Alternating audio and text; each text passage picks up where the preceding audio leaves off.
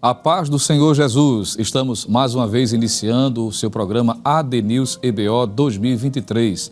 Aqui na Rede Brasil estamos com a programação especial nestes dias de realização da 67ª Escola Bíblica de Obreiros na Igreja Evangélica Assembleia de Deus em Pernambuco, presidida pelo nosso pastor Ailton José Alves. E hoje vamos estar conversando sobre o seguinte tema: o obreiro deve ser considerado como um ministro de Cristo. E na ocasião já estamos contando com a participação do pastor Jefferson Aleluia, ele que é o superintendente das campanhas evangelizadoras aqui no estado de Pernambuco, cooperando com o nosso pastor. Pastor Jefferson, a paz do Senhor Jesus. A paz do Senhor, evangelista Jonathan, a paz do Senhor, você que está nos ouvindo, participando deste momento. E cremos que hoje será de grande bênção para a nossa edificação espiritual, tudo que vamos comentar aqui neste momento. Amém. E também contamos com a participação do pastor Rivaldir Avelino, que também coopera com o nosso pastor, coordenando a área de número 18, que é a área do PINA. A paz do Senhor, pastor Rivaldir. Amém, evangelista Jonathan. Para mim é uma satisfação muito imensa poder estar neste momento e poder também compartilhar, poder também participar desse momento tão expressivo para a nossa igreja, que é a Escola Bíblica de Obreiros, e estará ocorrendo agora em 2023. Muito bem, já aproveitando a presença dos pastores convidados nesta oportunidade, já queremos iniciar fazendo a seguinte observação ou pergunta. A palavra ministro, ela aparece com muita frequência no Novo Testamento, principalmente usada pelo apóstolo Paulo. E nós precisamos situar esse termo tanto à luz da história, do contexto em que Paulo se utiliza e a sua definição propriamente dita. E diante disso, pastor Rivaldir, é importante iniciarmos, até para facilitar a interação, de a gente entender o porquê de Paulo exatamente usar esse termo, que é descrito no capítulo de número 4, à luz do contexto histórico da primeira carta aos Coríntios, não é verdade? Exato, evangelista Lucena. Antes de iniciar, nós gostaríamos nesse momento fazer uma pausa para louvar a Deus pela vida do nosso pastor presidente, o pastor Ailton, o cuidado que ele tem com o ensino dos nossos obreiros, que o ajudarão a conduzir a Igreja de Cristo. Então, a Escola Bíblica de Obreiros é a maior escola, é o maior evento da nossa igreja no estado de Pernambuco. Nós temos a oportunidade de, através de vários preletores, desenvolver esse grande ofício, o ensinamento de prover à igreja um cerco para que ela seja guardada pela palavra de Deus. O capítulo 4 e o versículo 1, a gente vai fazer apenas repetição do que nós temos aprendido com o nosso pastor. Ele usa muito esse termo quando ministra aos nossos corações, ele ministra a palavra de Deus. O capítulo 4 e o versículo 1 escrito pelo apóstolo Paulo aos Coríntios, na sua primeira carta, ele nos diz o seguinte: que os homens nos considerem como ministros de Cristo e despenseiros dos mistérios de Deus. Muito bem. Hoje, se nós tomarmos a palavra ministros, é um cargo de muita confiança, do executivo. E quem chega a ministro chega quase ao patamar do próprio presidente e dá muito status, dá muita fama. Mas o que quer dizer exatamente ministro dentro do contexto bíblico? E essa palavra vai se repetir por várias vezes, principalmente nas epístolas paulinas. Nós precisamos, então, fazer uma rápida contextualização, a começar pela própria vida do homem que Deus escolheu, ainda muito jovem, muita criança, ele nem sabia, e ele seria aquela pessoa que haveria de regulamentar a vida da igreja cristã. Então nós temos aprendido ao longo da nossa vida cristã a respeito da vida desse homem. E nós temos ele como, claro, tirando Jesus. Jesus é sui generis, mas ele é o homem do Novo Testamento. Começou muito cedo. O apóstolo Paulo, ele estudou lá em Tarso, na Cilícia, escolas onde o desenvolvimento filosófico, científico, ele estava mais à frente do que as outras províncias. Lá estudavam os filhos dos imperadores. E o apóstolo Paulo, sem saber, estava sendo preparado naquele lugar, porque Deus tem uma grande missão para ele no futuro. Foi criado lá, aprendeu sobre filosofia, sobre a ciência do momento, e também os seus pais tiveram o cuidado de formar ele lá em Jerusalém, aos pés de Gamaliel, porque na presciência de Deus tinha algo especial para ele, lá na frente. Então nós precisamos entender também as palavras usadas pelo apóstolo Paulo nos seus textos, e como essa palavra que foi traduzida na nossa língua, no português, para ministro, ela é oriunda de uma palavra, o hiperetes, e ela vai se reportar exatamente ao servo, o remador, de daquelas embarcações fenícias, que tinha 3 escadinhas, né? Ficava o primeiro, segundo e o terceiro compartimento. O compartimento os que ficavam na parte de cima ia levantar, ia receber o ventinho da costa, o que ficava na parte do meio já tinha esforço, mas o de baixo, quem eram essas pessoas? Eram exatamente as pessoas que mais sofriam. Alguns falam que ali aqueles homens eram homens que ninguém dava mandar por ele, eram escravos, eram pessoas condenadas à morte, eram pessoas que às vezes eles trabalhavam ali simplesmente para ter o que comer. Então eles não tinham futuro. A vida dele era remar, suar, e até o final da vida ali, ele sabia do que ia acontecer com ele.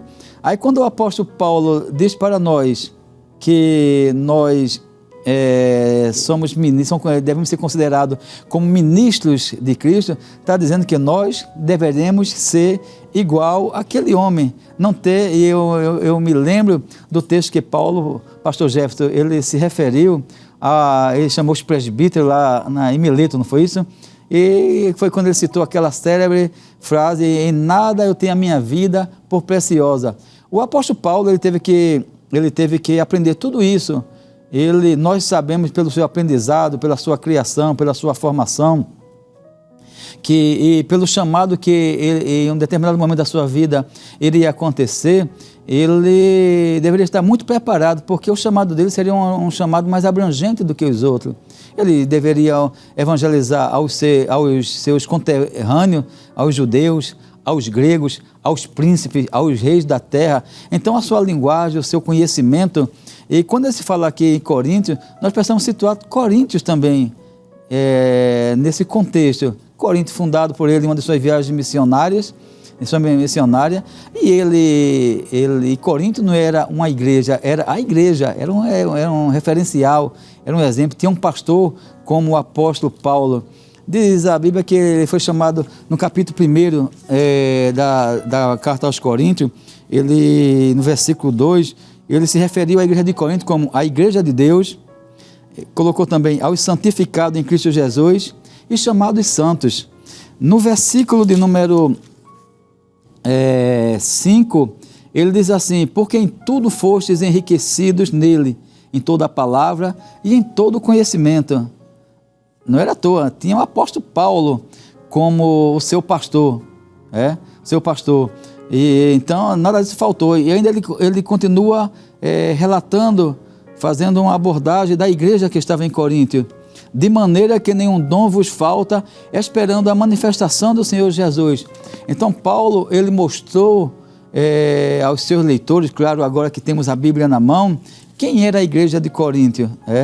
Mas com todo esse elogio que ele teceu à igreja de Corinto, não nos esqueçamos que também foi lembrado a ele que Coríntios tinha pelo menos 4 grupos, 4 divisões. E ele chamou a atenção, ele precisava se reportar à igreja em Corinto dessa forma. Quando ele chega no capítulo 4, ele estava se reportando exatamente a quem? Aqueles que ajudavam ele no ministério. Pessoas que, por sua condição financeira, que estava começando a cooperar na obra, ele estava cheio de jactância, cheio de vaidade, se achando que eram muito grandes.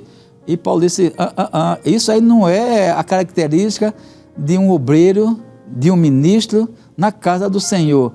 Aí ele disse, você se lembra dos uiperetes, aqueles remadores lá do fundo do porão?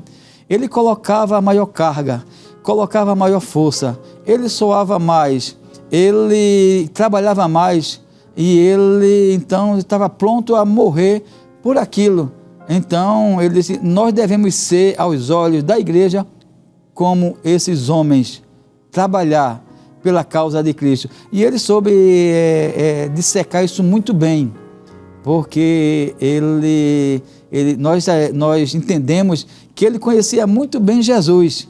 Ele teve um aprendizado aos pés do Dr. Gamaliel, mas ele não reconhecia aquele Jesus da Galileia, o Jesus de Nazaré, como aquele Jesus que ele aprendeu ao longo dos seus ensinamentos lá na sinagoga judaica.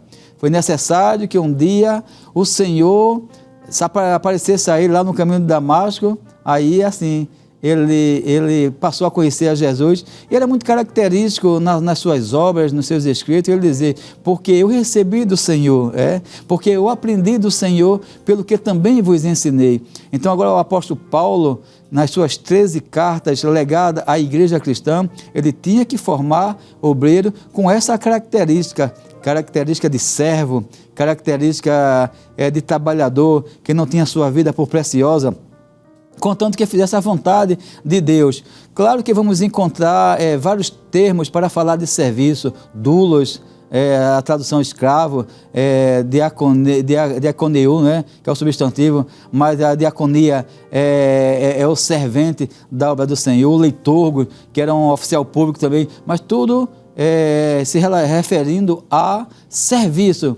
Então é sobre esse tema que nós trabalharemos neste momento aqui para servir a todos aqueles que nos ouvem, que nos escuta, de como deve ser um obreiro ou um candidato a obreiro. Porque desejar o episcopado, o apóstolo Paulo falou também, né, pastor Jefferson? Se desejas o episcopado, excelente escolha, almeja. Agora só que o referencial é a palavra de Deus, é a Bíblia. E esse homem de Deus, ele nos ligou um serviço terrivelmente grande para nos ensinar como nos portarmos quando estivermos diante da igreja de Deus para servir ao Senhor de acordo com a palavra escrita, deixada por Ele, e que deve ser colocado em prática no dia a dia na nossa vida cristã. Interessante, pegando aqui uma oportunidade aqui na palavra do pastor Rivaldi, é que o apóstolo Paulo ele tinha essa preocupação, né, de mostrar para os irmãos qual era o real significado da palavra ministro de Cristo, né, como já acabamos de ver, de ouvir, né, de ver também. Então, eu achei interessante nas palavras do pastor Rivaldi que Paulo, o apóstolo, ele também se preocupava não somente em informar a igreja, explicar o que significava ser um ministro, mas também de formar outros que haveriam de dar prosseguimento ao trabalho do Senhor, né? Então ele consegue mostrar a visão, o que significa ser um ministro de Cristo, e ao mesmo tempo ele está ensinando a outros a serem um ministro de Cristo como servo. Eu achei interessante aqui, como o senhor falou, do hiperetes, ou hiperetes, né? Mostrando que é aquele que trabalha, mas não tem aquela preocupação de ser visto, né? A visão dele é servir. E é interessante que este serviço, ele tem que ser feito por amor. Isso. Porque se não for feito por amor, esse serviço ele não vai funcionar. Até porque os desafios de um ministro é muito grande. São muitos desafios que ele enfrenta na sua jornada e ele precisa ser motivado por algo maior. E aquilo que vai motivá-lo a ser um operetes, um escravo, um servo de Cristo, não é? É exatamente o amor, não é? Porque ele escreve lá aquela carta, da primeira carta aos Coríntios, no capítulo 13, e eu acho muito interessante. Eu estava lendo recentemente um comentário, e eu achei muito interessante quando o autor, o comentarista, ele falava uma coisa interessante. Paulo diz assim, capítulo 13, versículo 1 em por diante, diz assim: ainda que eu falasse a língua dos homens e dos anjos e não tivesse amor, seria como um metal que soa, como um sino que tine. E ainda que tivesse o dom de profecia e conhecesse todos os mistérios e toda a ciência, e ainda que tivesse toda a fé, de maneira tal que transportasse os montes e não tivesse amor, nada seria. E ainda que distribuísse toda a minha fortuna para sustento dos pobres, e ainda que entregasse meu corpo para ser queimado e não tivesse amor, nada disso me aproveitaria. Ele está falando de servir, né? Ele está falando de servir. Só que esse servir tem que ser motivado pelo amor. Porque diz assim: o amor é sofredor, é benigno, o amor não é invejoso, o amor não trata com leviandade, não se ensoberbece, o amor não se porta com indecência, não busca os seus interesses, não se irrita, não suspeita mal, não folga com a justiça, mas folga com a verdade, tudo sofre, tudo crê, tudo espera, tudo suporta, o amor nunca falha. Interessante, se a gente substituísse essa palavra amor pela pessoa, era como que ele estivesse dizendo assim: Paulo é sofredor, Paulo é benigno, Paulo não é invejoso, Paulo não trata com leviandade, não se ensoberbece. Ou vamos melhorar isso aqui: o ministro é sofredor, o ministro é benigno, o ministro não é invejoso, o ministro não trata com leviandade, o ministro não se ensoberbece, o ministro não se porta com indecência, o ministro não busca os seus interesses, o ministro não se irrita, o ministro não suspeita mal. Quer dizer, o servo, o ministro que é servo, ele vive essa realidade do amor personificado em sua pessoa. E foi exatamente isso que o Senhor Jesus exigiu de Pedro no dia daquele encontro lá no Mar da Galileia, ressuscitado. Ele disse: tu me amas? E Pedro disse: Senhor, tu sabes que eu te amo. Aí ele insiste: Pedro, tu me amas? Pedro, tu me amas? Aí ele se entristece, né? E Pedro responde: tu sabes tudo, tu sabes que eu te amo, então apacenta os meus cordeiros. Quer dizer, era necessário uma resposta de amor para poder apacentar os cordeiros, para apacentar as ovelhas. Ele precisava amar da maneira como Cristo ama. E é interessante ali, eu aprendi lá na Estiadeb, né, na Escola de Teologia, na aula de grego, né, que eu nunca fiquei tão bom assim em grego quanto o pastor Rivaldir, mas eu achei interessante que a pergunta que Jesus faz é em ágape, né? Jesus utiliza o ágape. A palavra que ele vai usar o verbo ágape, agapao, né? Agapao. E Pedro não responde em ágape. Parece que Pedro responde em filéu, Isso, né? Isso. Quer dizer, é como que Jesus estivesse dizendo assim: tu me amas? E Pedro é como se Pedro dissesse assim: eu gosto do Senhor, eu gosto do Senhor. Quer dizer, tu me amas com o amor que eu te amo, né? Então, quando a gente vê na vida de Paulo, o ministro de Cristo é aquele que ama a Cristo com o amor que Cristo lhe ama. É assim, o amor que Cristo ama é o amor que se doa, é o amor que se entrega, é o amor que se dá. Aí a gente vê Paulo escrevendo lá em Efésios, quando ele trata do casamento, ele diz: vós, marido, amai a vossa esposa como Cristo amou a igreja e a si mesmo se entregou por ela. Então, o ministro é aquele que ama a ponto de entregar a sua própria vida. Daí é que o senhor fez aquele comentário de Paulo na igreja de Éfeso. Ele disse: em nada tenho minha vida por preciosa, contanto que cumpra com alegria a carreira que me está proposta. Paulo tinha consciência de que ser um ministro de Cristo era alguém que estava disposto a morrer por Cristo e também morrer pela igreja. Porque ele diz lá aos Coríntios: por amor de vós, eu morro todo dia.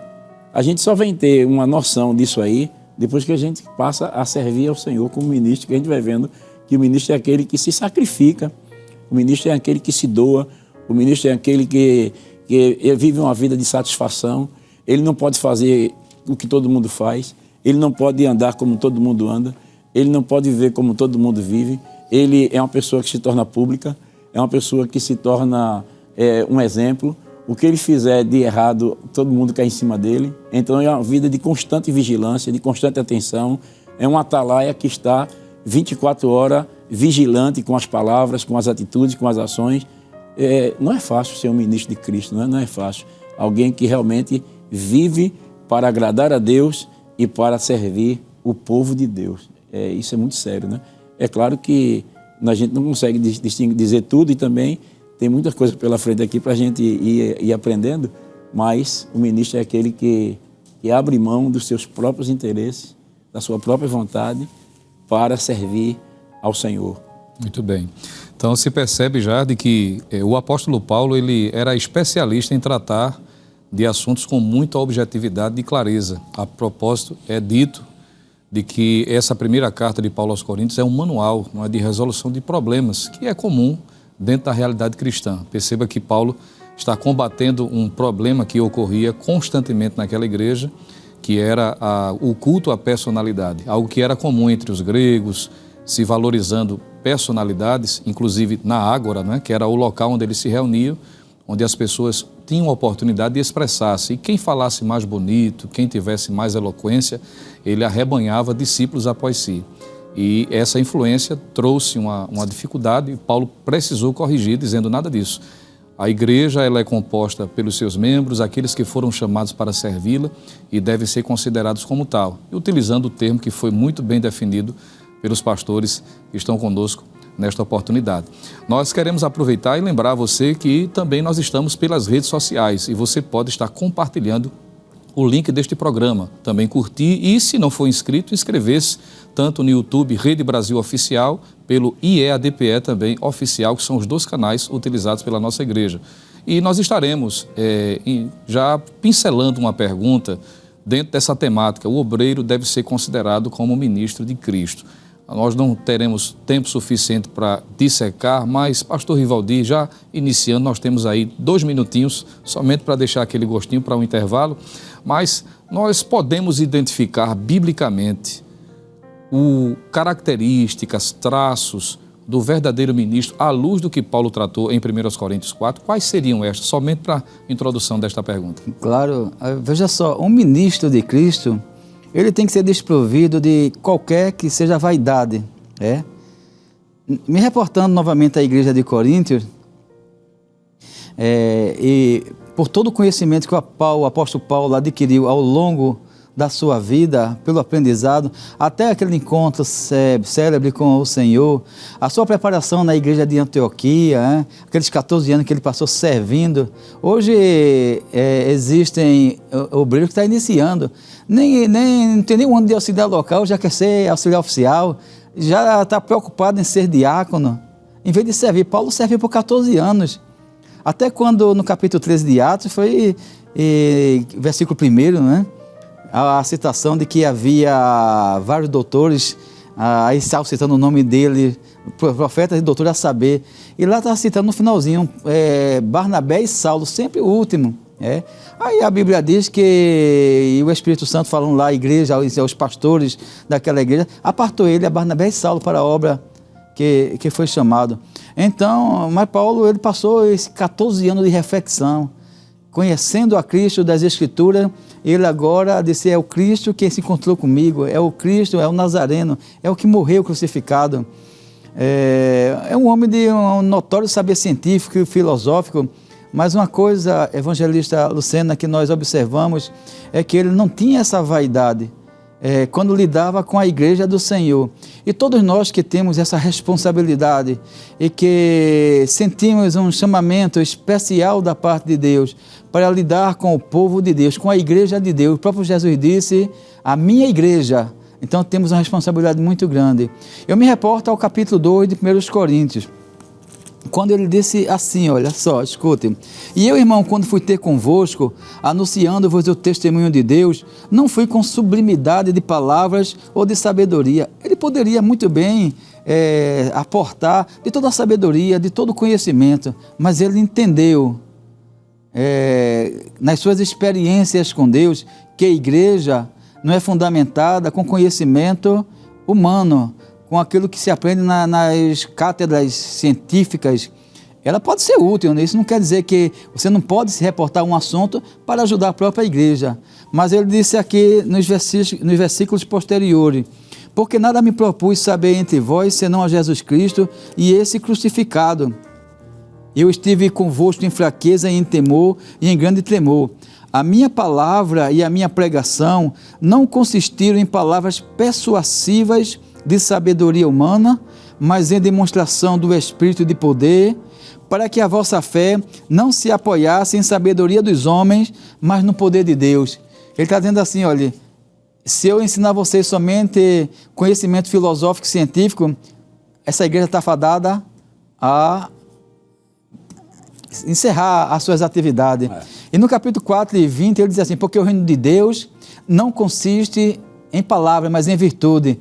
Ele quis trazer o sobrenatural, essa interação entre a igreja e Deus, entre a igreja e os céus. Assim aconteceu também com a igreja em Tessalônica, quando ele passou só 3 meses lá. Ou ele fundamentava a vida da igreja em revelação da parte de Deus, para que a igreja tivesse uma experiência diferenciada, a sabedoria humana não ia acontecer. Eu me reporto nesse momento, ao momento que nosso pastor, ele estava ensinando a todos nós, não ia um culto de doutrina, irmã Lucena. Ele disse assim, que um pastor, ele ia ter o culto de doutrina lá, e de repente ele viu um gestor de uma grande universidade, um reitor universitário. Então ele disse, já que ele está aqui, eu vou mudar o meu discurso, né? O meu discurso. E o que foi que ele fez? Então ele aproveitou do conhecimento que ele tinha também filosófico, científico, conhecimento humano, e aplicou naquele momento.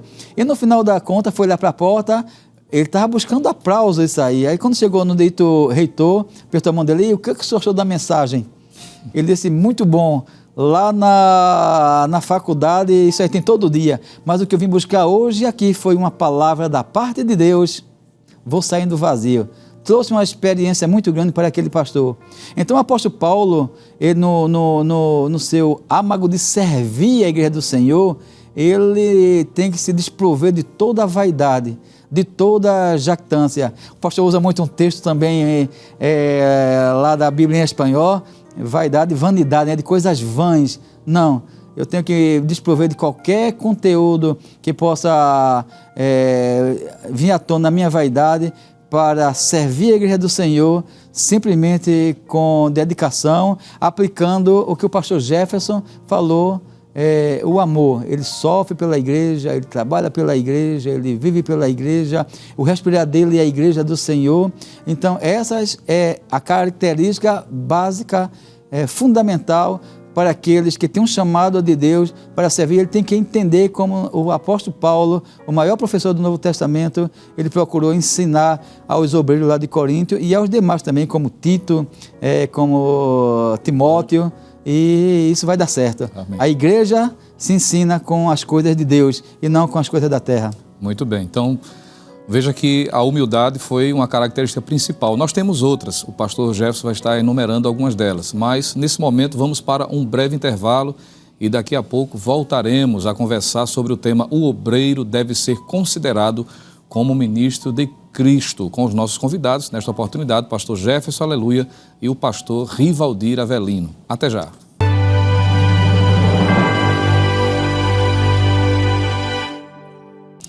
Já estamos de volta com o nosso programa AD News EBO 2023 e nesta oportunidade contando com os convidados, o pastor Jefferson Aleluia e também o pastor Rivaldir Avelino. Você está acompanhando pelas redes sociais? Então compartilhe o link do nosso programa, se inscreva no nosso canal no YouTube, Rede Brasil Oficial e também o IEADPE Oficial. Participe conosco também dessa atividade tão importante. Hoje nós estamos conversando sobre o seguinte tema: o obreiro deve ser considerado como um ministro de Cristo. E no bloco anterior nós finalizamos, pastor Rivaldir mencionando entre as principais características pelas quais se identifica o verdadeiro ministro, à luz do que Paulo tratou em 1 Coríntios, principalmente capítulo 4, versículo 1, e ele frisou a humildade. Mas, pastor Jefferson, nós temos, além da humildade, também algumas outras características que acreditamos ser bem importante para caracterizar quem de fato é esse ministro. Até para contrastar, que é o que Paulo vai tratar também na sua segunda epístola, dos verdadeiros dos falsos. E nada melhor do que tratar dos verdadeiros, porque tratando do verdadeiro, automaticamente os que são falsos serão revelados. Alguém disse, um especialista para identificar, por exemplo, uma cédula falsa, ele disse que não gasta tempo estudando a falsa. Pelo contrário, ele vai estudar a verdadeira, porque sabendo as características verdadeiras, automaticamente se identificam as falsas. Além da humildade, pastor, o que é que a gente pode citar também? Evangelista Jonatas, além das palavras que o pastor Rivaldir falou sobre a ausência de soberba, né, que o ministro deve ter, ou seja, ele deve ser humilde, nós vemos também uma outra característica que podemos identificar na vida do ministro, é a autenticidade, aquele que é verdadeiro, que é original. E a gente vê isso na vida do apóstolo Paulo, né? Nós estamos tomando ele também aqui como modelo, tendo observado que ele procurou viver exatamente a vida que o Senhor Jesus viveu aqui na terra. Ele se espelhou muito na pessoa de Cristo, né? Até porque a gente percebe que ele estudou muito a vida de Cristo. O pastor Rivaldir, ele tinha falado aqui que aqueles 14 anos que ele passou na Arábia, né, ele passou refletindo. E certamente, como ele aprendeu muito sobre, do Antigo Testamento, e essas verdades acerca de Cristo veio toda à tona nesse período em que ele estava ali no anonimato, estudando, lendo, porque a Bíblia diz que quando o Senhor Jesus, no caminho de Emaús, ele foi abrindo o entendimento dos discípulos através das Escrituras, eles foram compreendendo, porque Jesus falou de Moisés, dos Salmos, não é? Dos profetas, que estava escrito acerca do Cristo, e certamente Paulo, ele foi entendendo tudo aquilo. E depois, analisando a vida de Cristo, mesmo também pelos os próprios apóstolos que conviveram com Jesus, e também a experiência que ele teve pessoal com o Senhor, levou ele a entender que o modelo para todo aquele que deseja ser um ministro de Cristo, não somente ministro, mas também um crente, um servo de Deus, é a pessoa bendita do Senhor Jesus. Então, o Senhor Jesus, ele disse, eu sou a verdade. E o ministro, ele precisa identificar-se com esta realidade, né? Uma das características é ele ser verdadeiro, ele ser honesto, é ele ser sincero. Até ele diz lá, escrevendo aos Filipenses, ele diz assim, tudo que é verdadeiro, tudo que é honesto, né? Tudo que é justo, tudo que é amável, tudo que é de boa fama, se há algum louvor, se há alguma virtude, nisto pensai. Então, ele tinha essa preocupação de ser autêntico, de ser verdadeiro. E é uma das características que o ministro deve ser autêntico e verdadeiro. A gente vê isso nas palavras que ele diz lá na primeira carta de Paulo aos Coríntios, no capítulo 2, o versículo de 1 a 3, ele diz assim, e eu, irmãos, quando fui ter convosco, anunciando-vos o testemunho de Deus, não fui com sublimidade de palavras ou de sabedoria, porque nada me propus saber entre vós, senão a Jesus Cristo e este crucificado. E eu estive convosco em fraqueza, e em temor, e em grande tremor. Então, isso é a característica de quem é verdadeiro, né? Porque a gente vê que ele não procura maquiar, ele é sincero, ele diz, olha, quando eu estive com vocês, eu estive com temor, em tremor. É interessante essa autenticidade do apóstolo, porque ele revela que a sua fragilidade. E quando a gente estuda assim, a segunda carta de Paulo aos Coríntios, a gente não vê um gigante, a gente não vê um super crente. Porque se a gente observa Atos, o livro de Atos, a carta aos Romanos, a carta aos Efésios, a carta aos Gálatas, é coisa extraordinária. Mas quando a gente se depara com a segunda carta aos Coríntios, a gente vê Paulo dizendo que era fraco, que era frágil, que tinha o tesouro, o conhecimento que ele tinha estava em vaso de barro. Ele diz, escrevendo lá no capítulo 11 da segunda carta aos Coríntios, o versículo 30, ele diz assim, se eu tenho de que me gloriar, gloriar-me-ei no que diz respeito às minhas fraquezas. Então ele era autêntico, ele era verdadeiro, ele era sincero. E é uma das características que o ministro deve ter, é a autenticidade, né? E como também a própria sinceridade. O ministro também tem que ser uma pessoa sincera, ele tem que ser sincero. E essa palavra sincero quer dizer sincera, né? Pastor Rivaldi, eu vi um comentário de que já vários comentários sobre a expressão sincera. Eu vi um comentário dizendo que às vezes quando um vaso, a pessoa que vendia vaso naquela época, né? E ele rachava, aí alguém vinha e colocava a cera na rachadura e maquiava ali, né? Aí a pessoa via o vaso inteiro, não via nenhum defeito. Agora, quando ele era exposto ao sol, aí a cera derretia e apareciam as falhas, né? Assim era a realidade. O ministro, ele tem que ser sincero, ele tem que ser sem cera, né?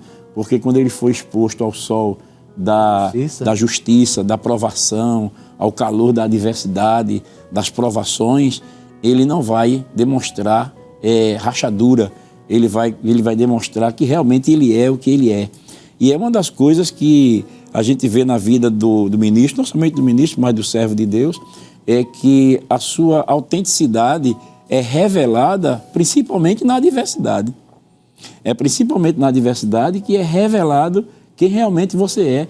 E a sua maturidade em Deus é revelada na adversidade, na hora da provação, na hora do acusto, na hora do aperto, na hora da perseguição, na hora da afronta, na hora da calúnia.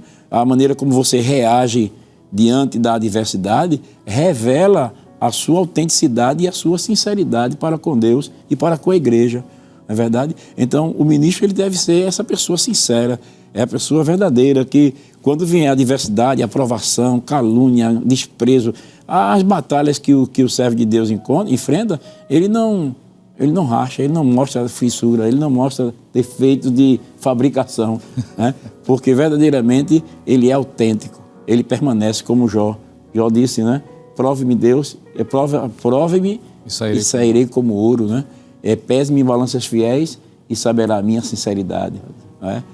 Que Deus nos ajude, né, a viver esta realidade com essa sinceridade, disposto a ser autêntico, sincero e humilde. De fato, o apóstolo Paulo ele era muito preocupado em relação a essa questão da sinceridade. Enquanto o senhor estava falando, dentro do próprio contexto, né, de 1 Coríntios capítulo 4, Paulo vai também se utilizar de uma outra figura, que é falando dos dispenseiros ou do mordomo. E ele vai dizer que esse mordomo tem que ser fiel. Isso aponta para um comprometimento, para uma sinceridade. E o ministro que é fiel, entenda ministro aqui no sentido pleno da palavra, aquele que está a serviço, aquele que está à disposição a ponto de dar sua própria vida, ele precisa entender que ele não pode se preocupar em ser popular, pastor. Ele tem que ser fiel a Deus, fiel ao seu compromisso com a igreja, independente de qualquer coisa. E nesse exercício da fidelidade, pastor Rivaldi, é importante que o que é ministro, né, considerado como ministro de Cristo, ele demonstre essa sua fidelidade pelo histórico de serviço. Não só características pontuais ou pessoais, mas sobretudo quanto ao exercício, porque uma coisa reflete a outra. Dentro desse contexto, qual seria, não é, o serviço desempenhado por aqueles que de fato foram chamados para ser ministros de Cristo? Evangelista Lucena, ao falar nesse assunto que está sendo abordado hoje, nós temos sempre que nos apropriar da definição da palavra que o próprio apóstolo Paulo ele escreveu, e ele sabia que estava sendo entendido pelos seus leitores. Apesar de quando a palavra ela é traduzida para o português, e o pastor Jefferson citou o amor ágape, o amor fileô, lá utilizado muito nas cartas paulinas, os leitores daquele momento, eles conheciam exatamente o que ele estava querendo dizer. Paulo já disse: Pedro, tu me amas? Jesus, eu gosto de tu. Aí, tá bom, Pedro, tu gosta de mim? Porque Pedro já tinha passado por uma experiência terrível de ter negado a Jesus. Quando Jesus perguntou: Pedro, tu me amas com aquele amor de Deus, aquele amor sacrificial? Aí Pedro recuou naquele momento. Então as palavras, ela têm poder. Ela quer dizer alguma coisa. Claro que quando ela é traduzida para outra língua, a gente pega a mais próxima, que possa se aproximar daquela palavra escrita por ele. Claro que ao traduzir para ministro, nós temos lá o hiperetes e o serviço que ele prestava, deve ser um exemplo para nós. Eu quero me reportar ao escrito por alguém, eu não me lembro exatamente quem escreveu, mas ele colocou o seguinte: o remador do último porão, que é aquele servo remador, não está, ele está mergulhado em meio à escuridão, umidade, suor, fome, remando sem ser notado. Mas o barco continua andando, seguindo o curso. O que importa é remar, e se possível até morrer. Esta é a verdade. Certo dia eu vi um certo obreiro falar, isso é até vergonhoso.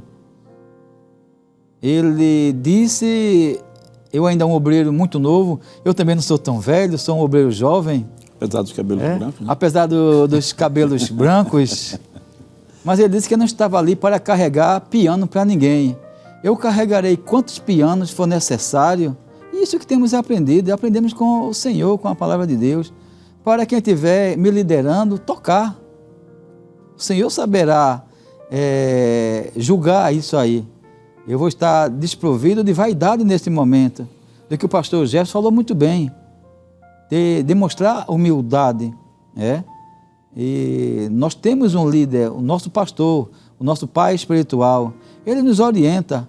O barco é muito grande para ele poder remar, mas ele é o capitão, está lá vendo a direção, e ele precisa de pessoas que estejam lá embaixo remando e não se importem em aparecer, não. Deixa o barco andar, vamos colocar o barco para andar. Não é isso, pastor Jefferson? Bota o barco para andar. Então, é isso. Aí ele continua aqui. Servo e ministro remam sem parar, pois tem em mente que ele mesmo é servo, é escravo e não senhor. Trabalham e não para serem servidos, mas para servir. Quem é o maior exemplo de servo que temos na Bíblia, pastor Jefferson? Jesus. É o Senhor Jesus. Ele disse, o Filho do Homem veio para servir, né? E não para ser servido. E não para ser servido. Ora, se Jesus... Servir e dar, né? Servir e dar. Se ele falou isso, quanto menos nós. Então, as características de um ministro na atual dispensação, nesse momento em que esperamos Jesus voltar a qualquer momento, é servir. Se qualquer coisa eu fizer diferente disso, eu querer me mostrar o meu paletó, que o Senhor tem me dado a condição de ganhar bonito e ser elogiado pelo paletó, ou pela retórica, ou pela palavra, ou pelo meu linguajar aprofundado, isso não vai servir de muita coisa, não. Então, isso. Tem que a essência vir lá de dentro. Eu tenho que servir, eu tenho que ganhar muita mão para Jesus. Eu tenho que trabalhar por aquele que ganhei para Jesus. Eu tenho que pregar, mas eu tenho que ensinar ele. Eu tenho que pregar o evangelho, mas eu tenho que admoestar, eu tenho que ensinar, eu tenho que ministrar, eu tenho que suprir de informações para que quando eu chegar nos céus, eles também cheguem juntamente comigo. Então não tem maior exemplo do que a gente sempre se reportar à primeira palavra dessa temática de hoje. Muito bem, é importante destacar, diante do que já foi dito, além das características que foram muito bem relacionadas e o desempenho do serviço propriamente dito, de que estrelismo, não é? E estar a serviço de Deus não combina, pastor. Não. Alguém já disse que a estrela só brilha quando o sol não aparece, usando uma linguagem humana bem limitada. Isso é uma verdade. Quando há a ideia de estrelismo, quando alguém se acha, não é? Ou se intitula como sendo uma celebridade, isso vai na contramão exatamente dos ensinos paulinos e, consequentemente, daquilo de que o próprio Senhor Jesus deixou como legado em sua palavra e, sobretudo, na sua pessoa, na sua vivência enquanto humanizado aqui entre nós. Nós já estamos nos dirigindo para o término, mas, pastor Jefferson, nós temos aqui a oportunidade também, e os senhores, como cooperadores do pastor já de muito tempo, na história desta igreja, da nossa igreja, a Igreja Evangélica Assembleia de Deus em Pernambuco, foi marcada e é marcada pela passagem de vários homens de Deus que foram verdadeiros ministros e conseguiram reunir em si tanto as características que os senhores bem mencionaram, como também no exercício do seu serviço. Dentre tantos testemunhos, pastor, quais seriam estes pontuais que o senhor poderia compartilhar conosco aqui? Ficou assim difícil, né? Porque nós, graças a Deus, Deus nos deu o privilégio de poder acompanhar vários servos de Deus. E, claro, que ao citar alguns nomes aqui, não quer dizer que estamos escolhendo, priorizando um além do outro, né? Mas porque nós realmente, se fosse numerar o programa, a gente teria que ter um programa só para isso, né? Porque verdadeiramente nós tivemos muitos homens de Deus que verdadeiramente levaram a sério o chamado de Deus para a obra do ministério e procuraram viver de acordo com os ensinamentos da palavra do Senhor, olhando para Jesus, o autor e o consumador da fé, né? Como modelo e como exemplo. Nós podemos destacar, dentre estes servos de Deus, o pastor João Fernandes, saudosa memória, né? Que, assim, de vez em quando a gente comentando, diz assim, a gente nem imagina que o pastor João Fernandes, Jesus levou o pastor João Fernandes, né? Mas aquele homem, realmente, ele deixou um legado muito grande para a igreja, para todos aqueles que o conheceram. Era um referencial muito grande, né? Aquele homem de Deus. Eu tive o privilégio de, algumas vezes, visitá-lo no campo missionário, no sertão do nosso estado. Eu tive o privilégio de visitá-lo ali em São José do Egito, né? E ali em São José do Egito, quando fomos lá naquela cidade, a gente era bem jovem na época, e eu vi aquele servo de Deus, a maneira como ele trabalhava, a maneira como a igreja trabalhava com ele. E também tive o privilégio de visitá-lo em Petrolina, algumas vezes, convidado para pregar lá. E uma certa feita, passei quase uma semana na casa do pastor João Fernandes. E interessante, pastor Rivaldi, evangelista Jonathan você que está nos ouvindo, a maneira como ele fazia, ele não parava. Ele não parava. Ele dava expediente de manhã no gabinete, eu fui com ele lá, eu ficava lá enquanto ele estava atendendo os irmãos. Quando saía de lá, a gente ia almoçar e depois à tarde ele ia visitar os irmãos nos hospitais, ia nas casas dos irmãos fazer visita, passava no ciclo de oração, dava uma palavra. À noite estava numa oração de mocidade, numa ceia, no culto de doutrina. Assim, era direto. E de madrugada, uma vez eu dormindo lá, meu Deus, que suada é essa? Parecia um gato, assim, de longe, né? Eu escutava como se fosse um gato. E no terceiro dia, de madrugada, eu saí e digo, vou ver. Onde é que está esse gato? Porque ele vinha um choro bem suavezinho, né? E quando eu passei na frente, pela porta do quarto, era ele orando. Ele estava orando. Eu vi a voz dele orando. Isso toda madrugada. Ele estava orando. E isso marcou muito profundamente, entendeu? Porque era toda madrugada. Aquele homem estava orando na presença, buscando a presença de Deus. E isso me marcou muito, né? Então, era um homem dedicado à oração, era um homem dedicado à palavra. Quem não gostava de ouvir o pastor João Fernandes falar, né? Um homem de um conhecimento muito vasto e sabia passar o conhecimento. Então, e a sua vida de dedicação na igreja, o trabalho. Um dia, eu lá em Petrolina, eu estava numa oração de mocidade. Ele contou uma experiência que ele havia enfrentado em São José do Egito. E um dia alguém que acompanhou o sofrimento daquele homem de Deus perguntou para ele, pastor, como é que se sofre tanto e não desiste? E ele disse assim, é a certeza da chamada. A certeza da chamada. A convicção da chamada faz com que o obreiro sofra tanto e não abra mão da chamada, porque é algo realmente que marca, né? Outro servo de Deus, né, é o pastor José Vicente. Eu tive o privilégio de, pela graça de Deus, sob a orientação do nosso pastor presidente, pastor Ailton, de cooperar com ele na Assembleia de Deus ali na cidade de Cabrobó. E ao chegar ali eu me deparei com o testemunho dos irmãos do pastor José Vicente. O pastor José Vicente, na época, na igreja não dispunha assim, de recursos de carro e tal.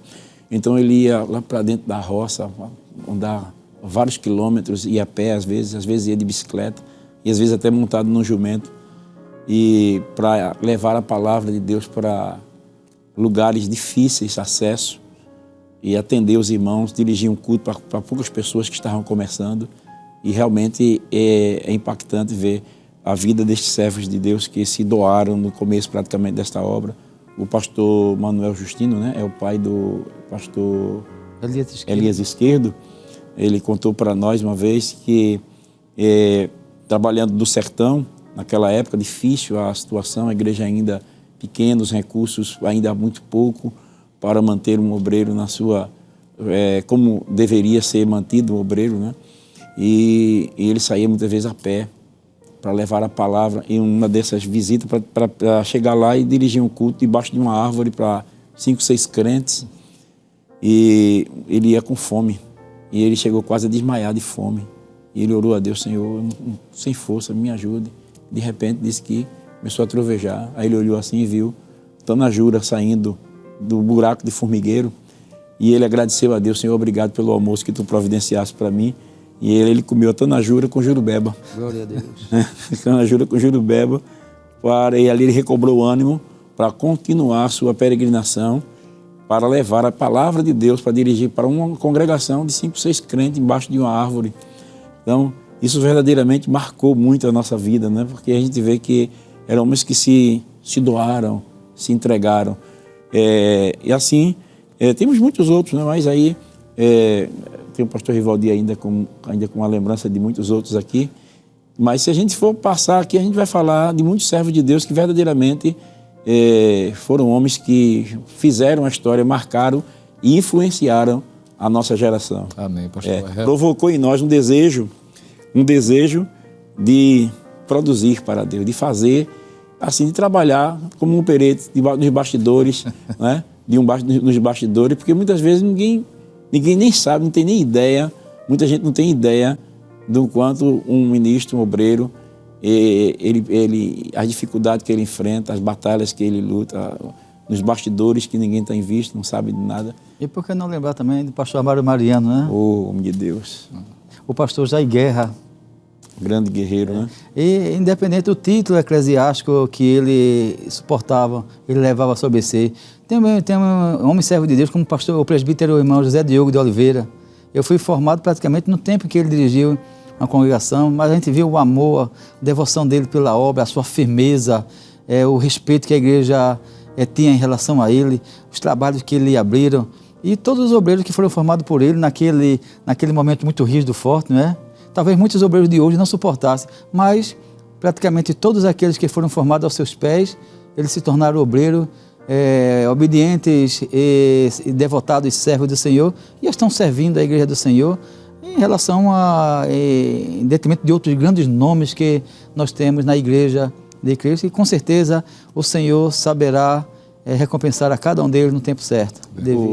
Eu não sei se ainda tem um tempo aí, mas eu falo do pastor Mário Mariano. O pastor Mário Mariano, ele dirigiu a igreja ali de Arco Verde, e Arco Verde é conhecido entre nós como a porteira do sertão. E ele supervisionou ali todo o sertão, ele supervisionava, além da assistência que dava à igreja, ainda supervisionava o trabalho do sertão ali, na época do pastor Zé Amaro, não é?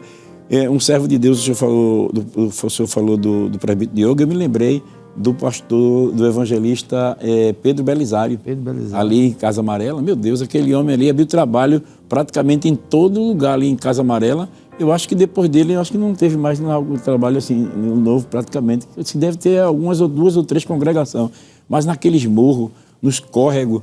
E falando dele, pastor, eu me lembro um dia que pastor Júnior, ele era o superintendente das escolas dominicais, e saiu com o pastor Júnior para visitar exatamente a escola dominical e encontrou o pastor Pedro Belisário, o evangelista Pedro Belisário, andando. Ele não tinha paciência de pegar o carro para ir a outra igreja, ele preferia ir andando para chegar mais rápido e poder dar a devida assistência. É um grande exemplo, né?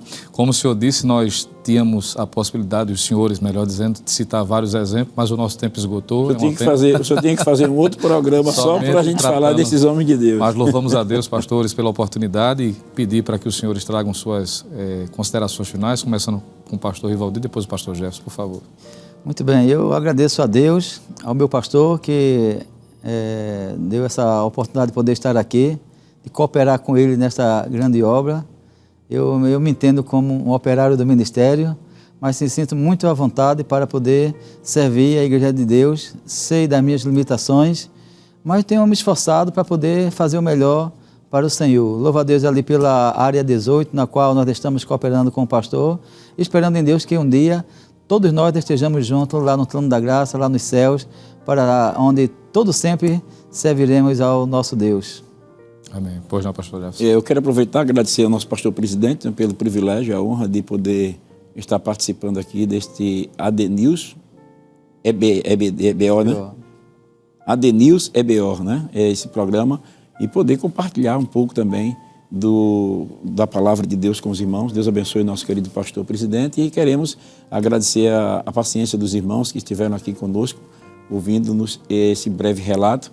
E eu quero dizer que os irmãos orem por nós, orem pelo ministério da igreja, orem pelos ministros da igreja, os servos de Deus, que muitas vezes vocês estão dormindo e eles estão nas casas, eles estão nos hospitais, eles estão aconselhando, eles estão nos bastidores, você muitas vezes não está vendo, mas esses homens têm verdadeiramente trabalhado muito, né? Então olhe por esses servos de Deus para que eles continuem fazendo a obra que Deus lhe confiou.